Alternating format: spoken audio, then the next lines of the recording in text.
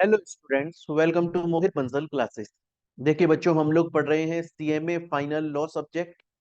And प्यारे बच्चों, इस लॉ सब्जेक्ट के अंदर हम लोगों ने अभी कंप्लीट किया है हमारा बैंकिंग रेगुलेशन एक्ट 1949। ये हम लोग पूरा स्टडी मटेरियल के अकॉर्डिंगली पढ़ चुके हैं। प्यारे बच्चों, आज की इस क्लास के अंदर हम इस चैप्टर से रिलेटेड प्रीवियस ईयर में जितने भी क्वेश्चंस आ चुके हैं वो डिस्कस करने वाले हैं। तो चलिए स्टार्ट करते हैं। देखिए, सबसे पहला क्वेश्चन ये बोल रहा है कि disposal of non banking assets के रिलेशन में आखिर क्या रूल्स हैं। कहने का मतलब, देखिए बैंक, हम बेसिकली बैंक की बात करते हैं बच्चों। बैंक जो है वो लोन देते हैं। अब बैंक कंपनी को लोन देते हैं, इंडिविजुअल जिसको भी लोन चाहिए, जिसने भी कंपनी से लोन मांगा है, बैंक उसको लोन देता है। अब देखिए स्टूडेंट्स, मानकर चलिए कि बैंक ने किसी को लोन दिया और उसने अपनी कोई प्रॉपर्टी सिक्योर कर दी, बैंक के पास में गिरवी रख दी। अब मैच्योरिटी डेट आ गई और वो जिसने लोन लिया, बोरोवर, अब डिफॉल्ट कर रहा है, अब वो डिफॉल्टर बन रहा है, अब वो लोन का पैसा वापस नहीं दे रहा है। तो फिर बैंक क्या करेगा?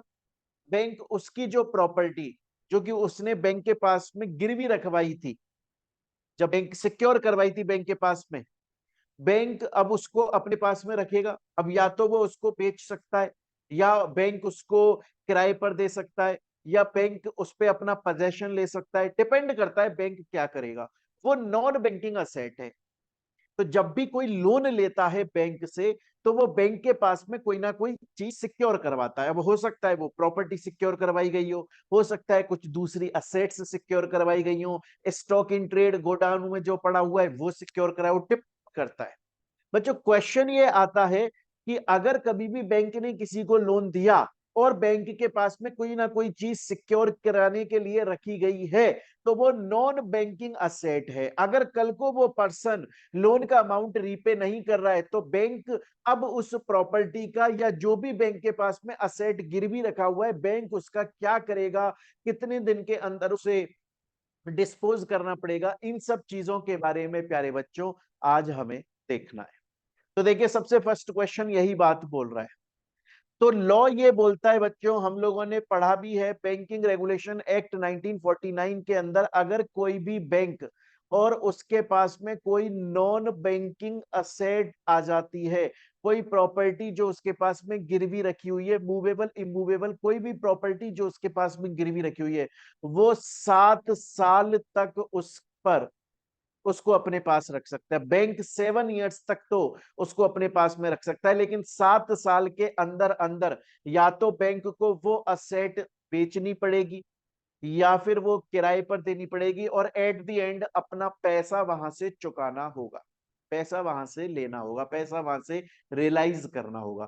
तो अगर किसी भी बैंक के पास में कोई भी प्रॉपर्टी या असेट गिरवी रखी हुई है, तो बैंक 7 इयर्स के अंदर अंदर उसका लीगल ट्रीटमेंट कर दे। या तो बैंक उसे बेच दे और जितना पैसा बैंक का बनता है उतना पैसा अपने पास रखे, बाकी का उस डिफॉल्टर को वापस करवा दे कोर्ट के थ्रू, या फिर बैंक उसको किराए पर दे दे और अपना पैसा रियलाइज करे। इवन अगर बैंक खुद उस प्रॉपर्टी को अपने पास में पजेस कर रहा है, तो जो भी उस प्रॉपर्टी का अमाउंट है, अगर वो लोन से ज्यादा है, बैंक को जितना चाहिए उससे ज्यादा है प्रॉपर्टी का अमाउंट, तो उतना डिफरेंस वो रीपे कर देगा डिफॉल्टर। स्टूडेंट बोलता है, मेरे को समझ में आती है ये सब बात, लेकिन मेरा एक डाउट है सर। मैंने बोला बताइए क्या डाउट है आपका। बोला सर, मेरा ये डाउट है कि सपोज कीजिए कि सर सपोज कीजिए कोई बैंक है और उसके पास में कोई नॉन बैंकिंग असेट है, और वैसे तो लॉ बोलता है 7 साल के अंदर अंदर डिस्पोज ऑफ कर दो, लेकिन मान लीजिए कि उसके लिए 7 साल कम पड़ रहे हैं।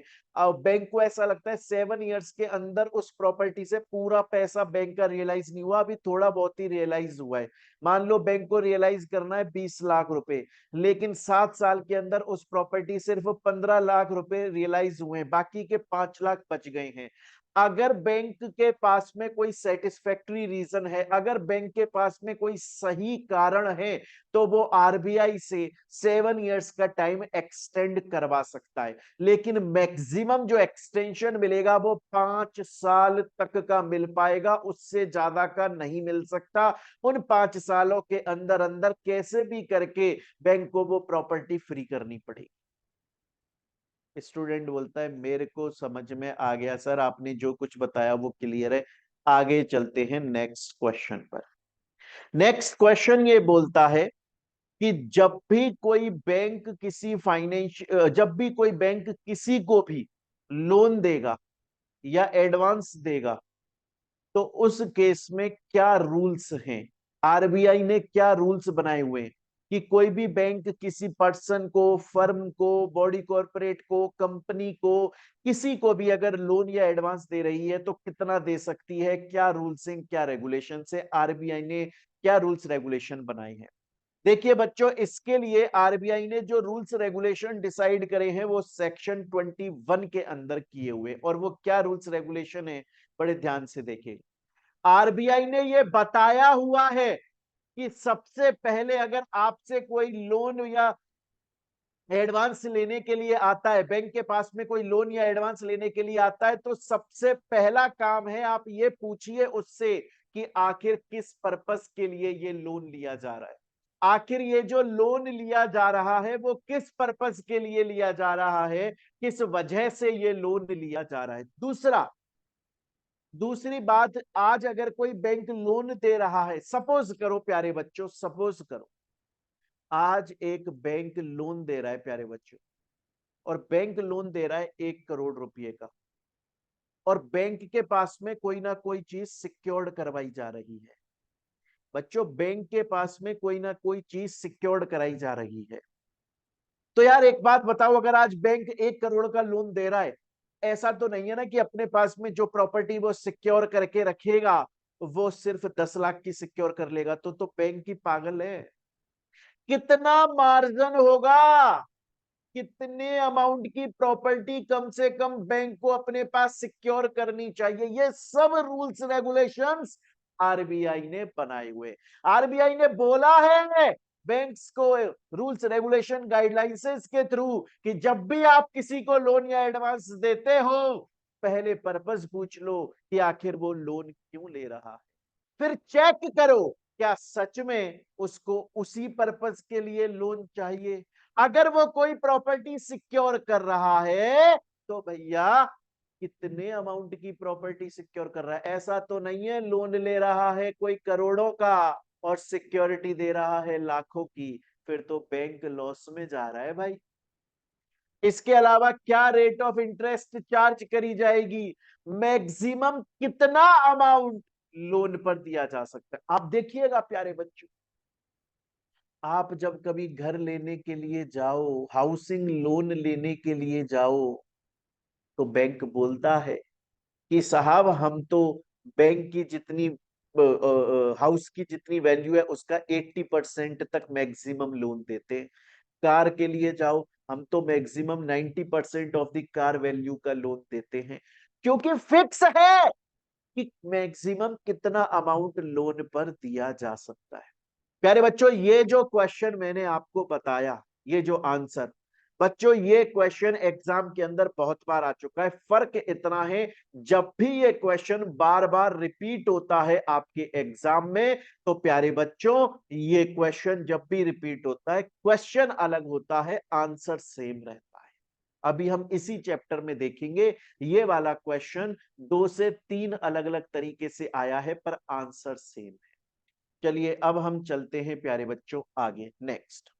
नेक्स्ट क्वेश्चन बोल रहा है कि भैया आरबीआई के पास में आखिर क्या पावर है किसी एडिशनल डायरेक्टर को अपॉइंट करने का। बैंकिंग रेगुलेशन एक्ट 1949 के अंदर आरबीआई को कुछ पावर्स दी गई हैं कि अगर किसी बैंक या आरबीआई के बोर्ड के अंदर अगर किसी भी बैंकिंग कंपनी के अंदर एडिशनल डायरेक्टर अपॉइंट करना है तो क्या क्या पावर्स हैं, क्या क्या रूल्स हैं। ध्यान रखिएगा बच्चों, ये पावर सेक्शन 36 AB के अंदर लिखी हुई है, बड़ी ही सिंपल है। अगर आरबीआई को कभी भी ऐसा लगता है कि किसी बैंकिंग कंपनी के अंदर काम बहुत ज्यादा आ गया है और जितने लोग अभी उस बैंकिंग कंपनी के अंदर प्रेजेंट हैं वो लोग अभी उस काम को नहीं संभाल पा रहे हैं और हमें एक एडिशनल इंसान की जरूरत है ताकि वो उस एक्स्ट्रा काम को संभाल सके। तो फिर आरबीआई को अगर ऐसा लगता है कि सच में बैंकिंग कंपनी को क्योंकि ज्यादा काम आ जाने की वजह से किसी एडिशनल बंदे की अपॉइंटमेंट की रिक्वायरमेंट है और ये काम बैंक के बेनिफिट में होगा, अगर कोई एडिशनल डायरेक्टर अपॉइंट कर दिया जाए तो ये बैंक को फायदा पहुंचाएगा, ये लोगों को फायदा पहुंचाएगा, क्लाइंट को फायदा पहुंचाएगा और सबसे मोस्ट इंपॉर्टेंट बात, रूल्स रेगुलेशंस को फॉलो करने में हेल्प करेगा। तो आरबीआई परमिशन दे देगा कि उस बैंकिंग कंपनी के अंदर एडिशनल डायरेक्टर अपॉइंट कर लिया जाए। क्वेश्चन ये आता है कि सर एडिशनल डायरेक्टर कब तक के लिए रहता है एक बैंकिंग कंपनी में? वैसे तो 5 साल, लेकिन अगर आरबीआई एक्स्ट्रा टाइम देना चाहे तो दे सकती है। इसीलिए बोला जाता है एडिशनल डायरेक्टर बैंकिंग कंपनी में आरबीआई के प्लेजर, मतलब मर्जी, जितना आरबीआई को सही लगता है उतने। वैसे 5 साल। इसके बाद में और अगर वो एडिशनल डायरेक्टर की पोजीशन, अब मान लीजिए 5 साल के लिए अपॉइंट कर दिया, क्या उसे एक्सटेंड भी करा जा सकता है? किया जा सकता है, लेकिन मैक्सिमम 3 साल। अच्छा बच्चों, 5 साल नहीं, सॉरी 3 साल के लिए अपॉइंट होता है, सॉरी गलती से बोल गया। बेसिक कितने साल के लिए एडिशनल डायरेक्टर बैंकिंग कंपनी में अपॉइंट होगा? 3 साल के लिए अपॉइंट होगा। उसके अलावा उसे फिर दोबारा से एक्सटेंड भी किया जा सकता है, डिपेंड करता है आरबीआई के। क्लियर है ये चीज? इसके बाद में नेक्स्ट बात, अच्छा अगर कोई एडिशनल डायरेक्टर की पोजीशन पे अपॉइंट हो गया तो बच्चों एडिशनल डायरेक्टर की पोजीशन को यूज में लेते हुए अगर कभी भी कोई वो गलत काम करता है तो फिर पेनल्टी लगेगी, अदरवाइज नहीं लगेगी। एडिशनल डायरेक्टर को क्वालिफिकेशन शेयर्स होल्ड करने की जरूरत नहीं, मतलब ऐसा नहीं है कि अगर कोई बंदा बैंकिंग कंपनी में एडिशनल डायरेक्टर बन रहा है तो तभी बन पाएगा जब उसे बैंकिंग कंपनी के थोड़े बहुत शेयर्स परचेज करने पड़ेंगे, ऐसा कोई जरूरी नहीं है प्यारे बच्चे। तो बच्चों ये कुछ रूल्स पावर्स है आरबीआई की एडिशनल डायरेक्टर को अपॉइंट करने के लिए। चलते हैं आगे। नेक्स्ट नेक्स्ट क्वेश्चन ये बोल रहा है कि बैंकिंग कंपनी के रिगार्डिंग में, या ऐसे बोल दो न्यूली इनकॉर्पोरेटेड बैंकिंग कंपनी के रिगार्डिंग में, क्या उस बैंकिंग कंपनी को अपने अकाउंट्स बनाने पड़ते हैं, क्या अपनी बुक्स प्रिपेयर करनी पड़ती हैं और क्या वो फाइल करनी पड़ती हैं आरबीआई के पास में? अगर करनी पड़ती हैं तो कब कब और कैसे कैसे? देखिएगा बच्चों, सबसे पहले हम बात करेंगे preparation of accounts and balance sheet. ये सेक्शन 29 में लिखा हुआ है और ये बोलता है हर कंपनी को हर साल अपना पूरा फाइनेंशियल ईयर, मतलब फाइनेंशियल ईयर स्टार्ट हुआ आपका 1 अप्रैल से और एंड होगा 31 मार्च को, तो हर बैंकिंग कंपनी को 1 अप्रैल से 31 मार्च तक जितने भी बैंकिंग ट्रांजैक्शंस हुए वो अपने बैलेंस शीट और पी एंड एल के अंदर लिखने पड़ेंगे। फॉर्म कैसे? फॉर्म में form number A and B, जो कि third schedule of the act में डिफाइंड है। पहली बात। दूसरी बात, सर हमें यह समझ में आ गया सेक्शन 29 ये बोलता है कि कोई भी बैंकिंग कंपनी ने पूरे फाइनेंशियल ईयर में जितने भी बैंकिंग ट्रांजैक्शंस किए हैं वो लिखने पड़ेंगे फॉर्म ए एंड बी के अंदर third schedule of the act के अकॉर्डिंगली। सर साइन कौन करेगा उन डॉक्यूमेंट्स पर? साइन करेगा प्यारे बच्चों उस बैंक का मैनेजर, अगर नहीं है तो फिर प्रिंसिपल ऑफिसर। तो कौन करेगा? बैंक का मैनेजर करेगा, मैनेजर नहीं है तो प्रिंसिपल ऑफिसर करेगा। प्लस और कौन करेगा प्यारे बच्चों?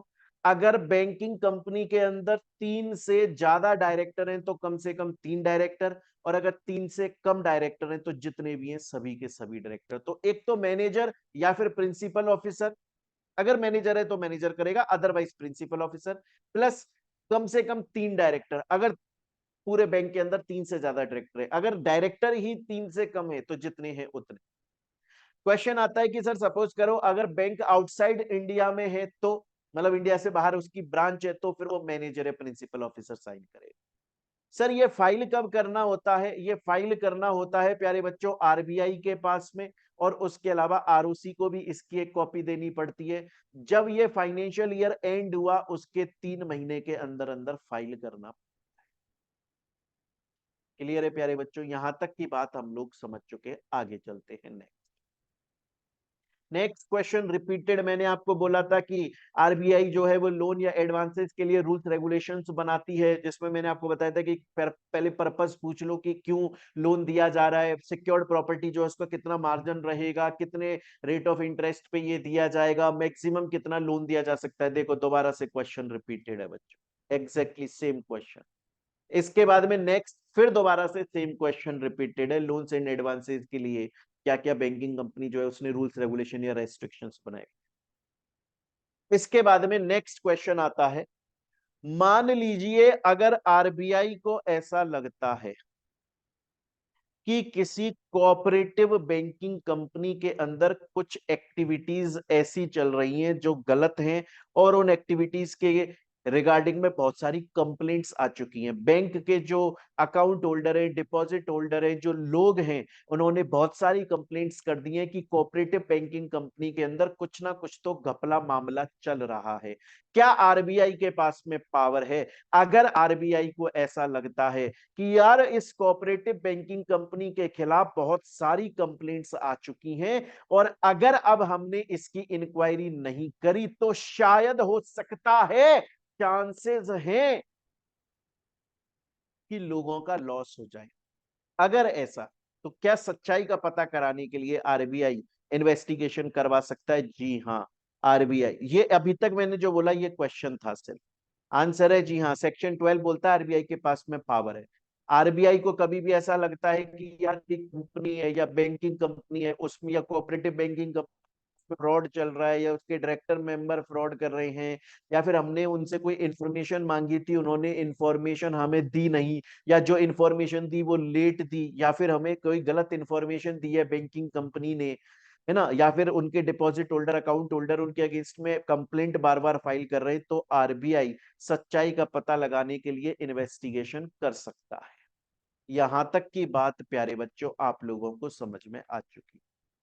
अब चलते हैं प्यारे बच्चों नेक्स्ट क्वेश्चन पर। नेक्स्ट क्वेश्चन हम लोग जो पढ़ने वाले हैं वो बहुत ही इजी क्वेश्चन है, और नेक्स्ट क्वेश्चन में आपको जो समझाने वाला हूं वो एक बार समझ लीजिएगा, क्योंकि इसके बाद में जो दूसरा क्वेश्चन है वो भी एग्जैक्टली ऐसा ही है, थोड़ा बहुत फेरबदल है। ये बोल रहा है एमकेआर लिमिटेड एक बैंकिंग कंपनी है जो कि इंडिया में इनकॉर्पोरेटेड है। तो बेसिकली एमकेआर एक बैंक है जो कि इंडिया में है। अब उस बैंक के बोर्ड ऑफ डायरेक्टर्स ने क्या किया है कि उसके जितने नेट प्रॉफिट थे, बैंक के पास में जो नेट प्रॉफिट था उस पर्टिकुलर फाइनेंशियल ईयर का, उसका 15% उसने रिजर्व फंड में ट्रांसफर कर दिया। हुआ क्या है कि एमकेआर लिमिटेड जो बैंकिंग कंपनी है उसके जो बोर्ड ऑफ डायरेक्टर्स हैं उन्होंने अपने नेट प्रॉफिट का 15% रिजर्व फंड में ट्रांसफर कर दिया। तो कंपनी के जो शेयर होल्डर्स हैं उन्होंने कंपनी के अगेंस्ट में, बैंकिंग कंपनी के अगेंस्ट में केस फाइल कर दिया कि बैंक ने गलत किया है। अब आप बताइए क्या ये जो केस फाइल किया है बैंक के शेयर होल्डर ने, क्या ये सही किया है? देखो लॉ क्या बोलता है, आप पहले ये समझो। लॉ ये बोलता है कि हर बैंकिंग कंपनी को हर साल, हर बैंकिंग कंपनी को हर साल अपने नेट प्रॉफिट्स का एटलीस्ट कम से कम 20%, एटलीस्ट कम से कम 20% अपने रिजर्व में ट्रांसफर करना मैंडेटरी है, कंपलसरी है, जरूरी है। हर बैंकिंग कंपनी को हर साल अपने नेट प्रॉफिट का कम से कम 20% रिजर्व में ट्रांसफर करना जरूरी है। यहां पर एमकेआर बैंकिंग कंपनी ने कितना ट्रांसफर किया? नेट प्रॉफिट का 15%। मतलब जितना ट्रांसफर करना कंपलसरी है उससे कम ट्रांसफर किया है, लॉ फुलफिल नहीं किया है, गलत किया है, तो उस केस में शेयर होल्डर्स ने बैंकिंग कंपनी के अगेंस्ट में जो एप्लीकेशन फाइल करी है वो सही फाइल करी। लेकिन वहीं पर क्वेश्चन ये बोलता है कि सपोज करो अगर ऐसा हुआ होता, कि बैंकिंग कंपनी ने अपने नेट प्रॉफिट का 15% नहीं 30% अगर ट्रांसफर किया होता तो फिर कोई दिक्कत नहीं है, तो फिर शेयर होल्डर्स की एप्लीकेशन गलत होती। सिंपल। आ गया समझ में? चलते हैं आगे, लेकिन आगे चलने से पहले मैं एक चीज और समझाऊंगा, क्योंकि वो नेक्स्ट वाले क्वेश्चन में काम आएगी। मैंने आपको बोला हर बैंकिंग कंपनी को अपने नेट प्रॉफिट का कम से कम 20% अपने रिजर्व में ट्रांसफर करना कंपलसरी होता है। ये सभी बैंकिंग कंपनीज के लिए जरूरी है, ऐसा बैंकिंग कंपनीज को करना होता है।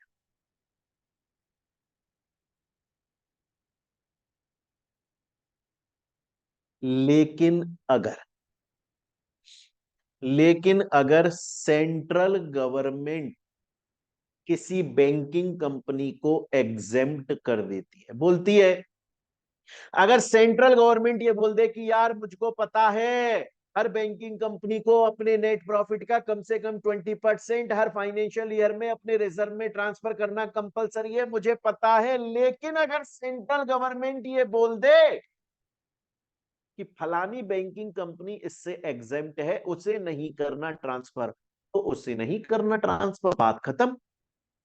स्टूडेंट बोलता है चलिए सर मैं आपकी ये बात तो समझ गया कि अगर सेंट्रल गवर्नमेंट ने किसी बैंकिंग कंपनी को एग्जेम्प्ट कर दिया तो वो बैंकिंग कंपनी इस काम से एग्जेम्प्ट हो जाएगी, लेकिन सेंट्रल गवर्नमेंट ऐसा कब कर सकती है? देखिए बच्चे, बड़े ध्यान से देखिएगा। सेंट्रल गवर्नमेंट ऐसा तब कर सकती है जब सेंट्रल गवर्नमेंट को यह कंफर्म हो जाए कि उस बैंकिंग कंपनी के रिजर्व फंड और शेयर प्रीमियम अकाउंट, इन दोनों के अंदर टोटल मिलाकर इन दोनों के अंदर कम से कम उतना अमाउंट तो है जो कि उसकी paid up share, banking company की पेड अप शेयर कैपिटल के बराबर या उससे ज्यादा है। मतलब बैंकिंग कंपनी के अगर reserve plus share premium account के अंदर टोटल मिलाकर अपनी कैपिटल के इक्वल या उससे ज्यादा अमाउंट है, तो फिर सेंट्रल गवर्नमेंट एग्जेम्प्ट कर देगा। इस बात को आप ध्यान रखें। अब हम चलते हैं सेकंड क्वेश्चन पर। ये बोल रहा है बोर्ड ऑफ डायरेक्टर्स हैं एक मेसर्स एस के लिमिटेड बैंकिंग कंपनी के, उन्होंने अपने नेट प्रॉफिट का 10% रिजर्व फंड में ट्रांसफर किया, तो फिर कुछ शेयर होल्डर्स ने इसके अगेंस्ट में एप्लीकेशन फाइल किया कि साहब 20% करना होता है, यहां पर तो बैंक ने सिर्फ 10% ट्रांसफर किया, ये गलत किया है।